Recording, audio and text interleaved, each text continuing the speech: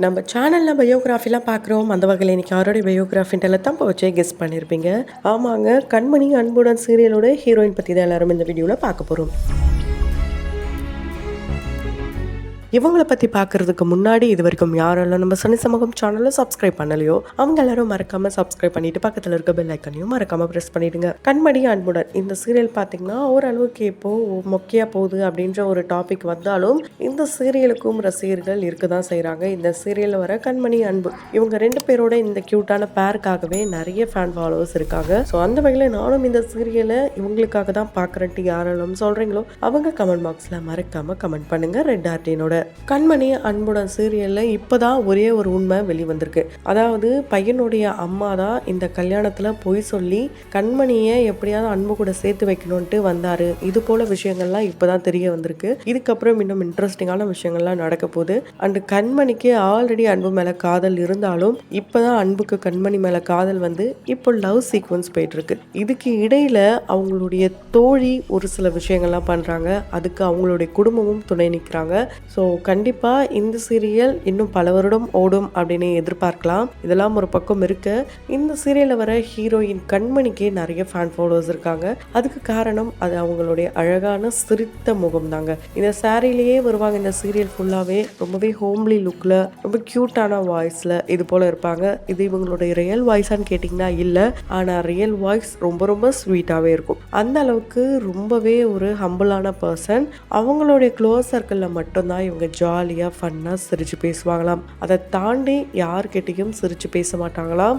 ஏன் அப்படின்றதுக்கான காரணத்தை இவங்களே சொல்லியிருக்காங்க. ஸோ அது எல்லாத்தையும் தொடர்ந்து இந்த வீடியோவில் பார்க்கலாம். அண்ட் இவங்களுடைய வாழ்க்கையில் சில ரிஜெக்ஷன்ஸ்லாம் பார்த்துருக்காங்க கெரியருக்காக. அது என்னன்றதையும் தொடர்ந்து இந்த வீடியோவில் பார்க்கலாம். ஸோ கண்மணி பார்க்க பக்காவான தமிழ் பொண்ணு அப்படின்ட்டு சீரியலை பார்க்குறவங்க நம்மளாலும் இவங்க பெங்களூர் கர்நாடகாவை சேர்ந்தவங்க. இவங்களுடைய அப்பா அம்மா இவங்களுக்கு ஒரு சிஸ்டர்ஸும் இருக்காங்க. ஸோ இவங்க பார்த்தீங்கன்னா இவங்க அம்மா கூட தான் சென்னைக்கு ஷூட்டிங் ஸ்பாட்டுக்கே வராங்களாம். இவங்க அம்மா இல்லாமல் எங்கேயுமே போக மாட்டாங்க. அந்த அளவுக்கு அம்மா செல்லம். அப்பாவையும் ரொம்ப ரொம்ப பிடிக்கும். அதே மாதிரி கொரியன் சீரீஸ் ரொம்ப ரொம்ப பிடிக்கும். பிடிஎஸ்ல இருக்க அந்த 7 பேரையும் இவங்க திருமணம் பண்ணிக்கணும்லாம் ஆசைப்பட்டிருக்காங்களாம். ஒரு இன்டர்வியூல கூட இவர் அதாவது அன்பு சொல்லியிருப்பாரு இவங்க கொரியன் பொண்ணு அப்படிலாம் சொல்லியிருப்பாரு. ஆனால் பார்க்கறதுக்கு கொரியன் பொண்ணு மாதிரி தான் இருப்பாங்க அந்த இன்டர்வியூலையும். அந்த ஹேர் ஸ்டைலாக இருக்கட்டும் எல்லாமே. ஸோ இவங்க பெங்களூர் கர்நாடகா தான். என்னதான் அங்கேருந்து வந்தாலும் இங்கே தமிழ் ஆடியன்ஸ் மனசில் இடம் பிடிக்கிறது ரொம்ப ரொம்ப கஷ்டமான விஷயம். அந்த விஷயத்த ரொம்ப ஈஸியாகவே பண்ணிட்டாங்க. ஆரம்பத்தில் தமிழ் இவங்களுக்கு தெரியாமல் இருந்துதான் ரொம்பவே கஷ்டப்பட்டாங்களாம். இவங்க என்ன பண்ண போகிறோம் அப்படின்ற ஒரு பயமும் இவங்களுக்குள்ளே இருந்துதான். இவங்களுடைய தமிழ் டிரான்ஸ்லேட்டர் யாருன்னு பார்த்தீங்கன்னா அன்பு தானா. இவ்வளோ பெரிய டைலாக்காக இருந்தாலும் ஃபர்ஸ்ட் அதை அவர் கேட்டு படித்து இவங்களுக்கு அதை இவங்களுடைய லாங்குவேஜில் புரிய வச்சதுக்கப்புறம் தமிழில் திரும்ப பேச வைப்பாங்களாம். இந்த மாதிரி தான் இவங்களுக்கு ட்ரைனிங் கொடுத்துட்டு வராரு நம்ம ஹீரோ. ஸோ ஹீரோன்றத ரியல் லைஃப்லேயும் இவர் ப்ரூவ் பண்ணியிருக்காரு. இவருக்கு ஆல்ரெடி மேரேஜ் ஆயிடுச்சு. இருந்தாலும் இந்த க்யூட்டான பேர் நல்லா இருக்கேன்னு தான் சொல்லிட்டு தான் இருக்காங்க.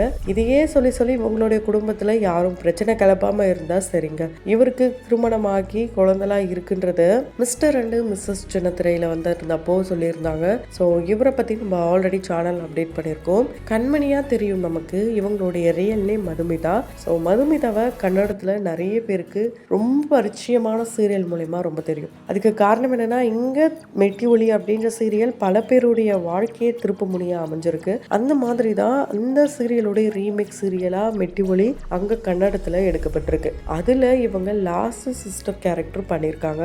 அந்த சீரியலோட தமிழ்ல நடிச்ச சாந்தி வில்லியம் அவர்களை நேர்ல பார்க்கும்போது அம்மா நான் அந்த சீரியல் பண்ணியிருந்தேன், நீங்க பார்த்துருக்கீங்களா, அதுவும் லாஸ்ட் பொண்ணு கேரக்டர் எல்லாம் பண்ணியிருக்கேன் அப்படின்னு சொல்லுவாங்களாம். ஸோ இவங்களும் ஓகேமா சூப்பர்மா அப்படின்ட்டு அப்ரிஷியேட்லாம் பண்ணியிருக்காங்களாம்.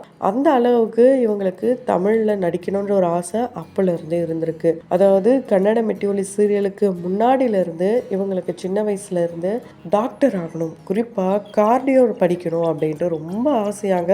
அந்த ஆசை இவங்க டான்ஸ் கிளாஸில் சேர்ந்ததுக்கு அப்புறம் காணாமல் போயிடுச்சு. ஏன்னா டான்ஸ் கிளாஸ் சேர்ந்ததுக்கு அப்புறமா இவங்களுக்கு ஆக்ட்ரஸ் ஆகணுன்ற ஆசை வந்திருக்கு. இவங்களுக்கு சின்ன வயசுல இருந்து பிடிச்ச நடிகர் யாருன்னு கேட்டால் யஷ் அவர்களை ரொம்ப ரொம்ப பிடிக்குமா. அவருடைய ஆரம்ப காலகட்டத்தில் ஆரம்பத்திலேருந்து இப்போ வரைக்கும் அந்த எல்லா படங்களையும் இவங்க பல முறை பார்த்துருக்காங்களாம். அதே மாதிரி தமிழில் எடுத்துக்கிட்டோன்னா தளபதி விஜய் அவர்களை இவங்களுக்கு ரொம்ப ரொம்ப பிடிக்குமா. தமிழில் ஹீரோயின் சாய் பல்லவி ரொம்ப பிடிக்குமாம். அந்த வகையில் சமீபத்தில் வெளியான அமரன் படத்து மூலயமா சாய் பல்லவியும் சரி எஸ்கே அவர்களும் ரொம்ப ரொம்ப பிடிச்சிருந்ததாம். ரொம்பவே இன்ஸ்பிரேஷனாக இருந்ததாம் அந்த கேரக்டர்ஸ் எல்லாமே. ஸோ என்னதான் அது ரியல் ஸ்டோரியாக இருந்தாலும் அதை எடுத்து அதை மக்களுக்கு சமர்ப்பிக்கும் போது அதை வந்து ப்ரெசென்ட் பண்ணும்போது ரொம்பவே கேர்ஃபுல்லாக இருக்கணும். அந்த படம் எந்த அளவுக்கு ஓடிச்சு நம்ம எல்லாருக்கும் தெரியும். அந்த படத்தை வச்சு தான் இப்போ பல பேரும் நம்ம இந்த மாதிரி ரோல் பண்ணணும்னு ஆசைப்படுவாங்க. ஸோ அந்த வகையில் இவங்களுக்கு ரொம்ப சீரியஸான ரோல்லாம் பண்ணியிருக்காங்களாம். ரொம்பவே வந்து துருன்னு இருக்கிற மாதிரியான ரோல்லாம் பண்ணியிருக்காங்களாம். ஆனால் கொஞ்சம் ஃபன்னாக இருக்கிற மாதிரி ரோல் பண்ணணும்னு ஆசையாக. அதுவும் எந்த படத்தை இன்ஸ்பயர் பண்ணியிருக்காங்கன்னா டாக்டர் படத்தில் பிரியங்கா மோகன் என்ன ஒரு டயலாக் சொன்னாலும் அவங்க சிரிக்க மாட்டாங்க. அவங்க சொல்லும் போது பார்க்குற ஆடியன்ஸ் சிரிப்பாங்க. ஸோ அந்த மாதிரி ரோல் இவங்களுக்கு நடிக்கணும்னு ஆசையாங்க. இந்த ரோலை கண்டிப்பாக ஃப்யூச்சரில் நடிப்பேன்னு சொல்லியிருக்காங்க. தூங்குறது இவங்களுக்கு ரொம்ப ரொம்ப பிடிக்குமா. பாரிஸுக்கு போகணுன்ட்டு ரொம்ப ஆசையாக இப்போ வரைக்கும் அது நடக்கவே இல்லையா. ஒரு கோட் வந்து இவங்களுடைய வாழ்க்கையில் கண்டினியூஸாக அதை தான் ஃபாலோ பண்ணுறாங்களாம். அது என்னன்னு பார்த்தீங்கன்னா இவங்களே அந்த கோட்ஸை இவங்களுக்கு ஏற்ற மாதிரி மாற்றிருக்காங்க. Never judge a people by their insta profile அப்படின்னு சொல்லியிருக்காங்க. ஏன்னா ப்ரொஃபைலை வச்சு மட்டும் அவங்கள வந்து எடை போடக்கூடாது. நேரடியாக பார்த்து பேசி பழகினாலே பல பேரும் பலவிதமாக தான் இருக்காங்க. அந்த ப்ரொஃபைலை வச்சு ஒருத்தவங்களை முடிவு பண்ணி தன்னுடைய வாழ்க்கையை கொடுக்குறதெல்லாம் ரொம்ப தவறான விஷயம்ட்டு ஒரு அவேர்னஸ்க்காக இவங்க சொல்லியிருக்காங்க.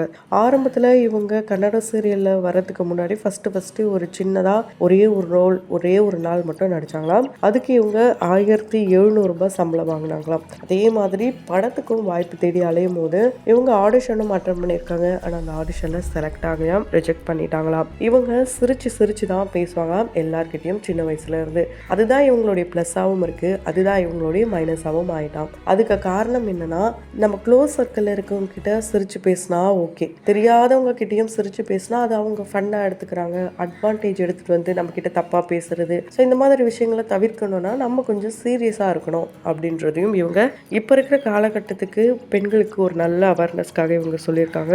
ஸோ பெண்கள் அப்படின்னாலே டிகிடிசி பாலிசியாக எடுத்துக்க கூடாதுன்றதுக்காக தான் இவங்க எல்லார்கிட்டையும் ரொம்பவே வந்து ரூடாக பேசணும் அப்படின்னு சொல்லியிருக்காங்க.